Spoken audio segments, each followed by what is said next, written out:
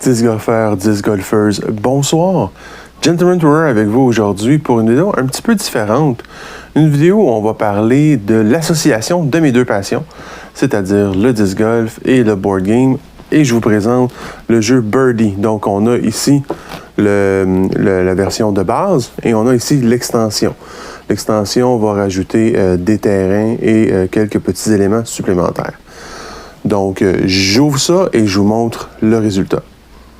Le jeu est ouvert. En voulant faire cette vidéo pour vous montrer la totalité du jeu, je me suis rendu compte que ça ferait une vidéo beaucoup trop long. Donc, je vais le séparer en plusieurs segments. Donc, la vidéo d'aujourd'hui, on va vraiment s'attarder à la prémisse de base du jeu. C'est quoi la prémisse de base du jeu? Tout simplement, le lancer de dés. Donc, comment est-ce qu'on joue à Birdie? Tout simplement en commençant, en choisissant un joueur.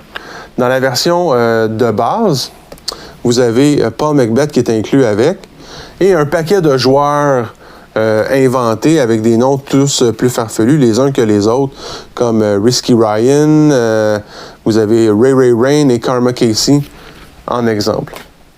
Vous choisissez votre joueur et vous choisissez un pion. Donc, exemple, dans mon cas, je vais prendre le pion jaune. Et vous êtes prêts à commencer. On commencera au premier. Je vais prendre en exemple ici le 2, là, mais c'est pas grave. On joue à Maple Hill.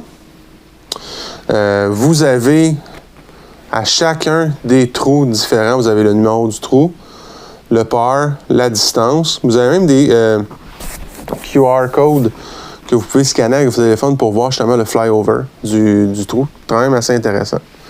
Comment est-ce qu'on joue? Tout simplement, comme je vous ai dit, en lançant des dés. On lance 3 dés à 6 faces. Et selon le résultat obtenu et la charte qu'il y a ici, on va savoir où est-ce qu'on avance. Je donne un exemple très, très simple, très rapide. Je viens de rouler ceci. Et voilà. Donc, j'ai 13. Donc, 5, 4 et 4, ce qui me donne 13. Je me fie à la charte ici en bas. 13, carré vert. Carré vert, c'est quoi? C'est Circle 2. Donc, le lancer m'amène jusqu'à Circle 2, le petit carré vert qui est ici. Et je vais mettre ma pin dessus. Lorsque c'est à moi à jouer une deuxième fois, je fais exactement la même chose. Donc, je vais à ce moment-là lancer 3 dés. Et là, je vais me fier à la charte qu'il y a ici. La charte qui est marquée Circle 2, C2. Et je vais lancer mes 3 dés. Et là, je viens d'obtenir 12. Et là, je regarde selon la charte qu'il y a ici. 12 à 13, je serais rentré directement dans le panier. Donc, j'aurais fait birdie. 12, je frappe les chaînes. Et là, pour savoir est-ce que mon disque est dedans, est-ce que mon disque n'est pas dedans, là, vous reprenez votre carte. Exemple, mettons ici, mon joueur, c'est Risky Ryan. Si vous regardez, là, il y a en vert, c'est marqué Chained, 1 dé à 20. Donc, on va prendre un dé à 20 côtés, qui est ici, un petit dé à 20 côtés. Et là, tout dépendamment de mon lancer de dés, si j'ai 12 et plus, il est à l'intérieur. Si j'ai 11 et moins, je suis parked. Si je suis parked, automatiquement, le coup suivant, je vais l'avoir. Donc, si j'ai 12 et plus, dans le cas qui nous occupe en ce moment, j'ai un birdie. Si j'ai 11 et moins, ben, je vais faire le par.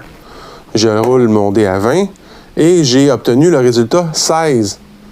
On ne le voit pas tout super bien. Donc, j'ai obtenu un 16. Donc, ce qui veut dire birdie.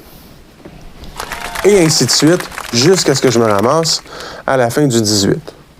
Donc, vous avez, avec le jeu fourni, des scorecards comme ça. Vous pouvez utiliser ce que vous voulez, en fait.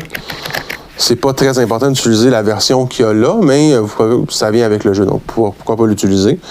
Le jeu, vous pouvez jouer techniquement jusqu'à 6 joueurs, mais vous pouvez même jouer tout seul si vous voulez. Ça enlève un petit peu de thrill de jouer tout seul, mais quand même. Ça, c'est vraiment la prémisse de base. On lance des dés pour avancer, pour éventuellement faire birdie, ace, ainsi de suite. Le jeu, là où il gagne vraiment en intérêt, c'est lorsqu'on rajoute tout le reste. Tout le reste, c'est quoi? C'est ce qu'on va parler dans l'autre vidéo. On va parler des cartes karma. On va parler des jetons distance, des jetons focus, putting, driving.